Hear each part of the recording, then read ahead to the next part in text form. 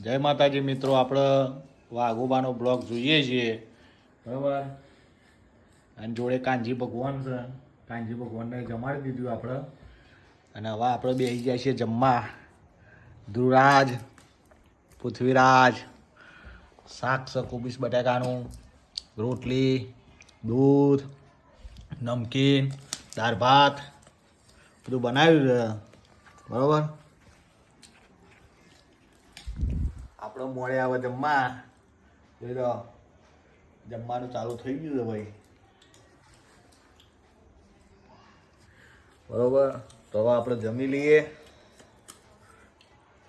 અને વાઘુબાનો ફૂમતાજીનો બ્લોગ જોતો જોતો જમવાનો એક આનંદ આવે છે ને, જબરજસ્ત.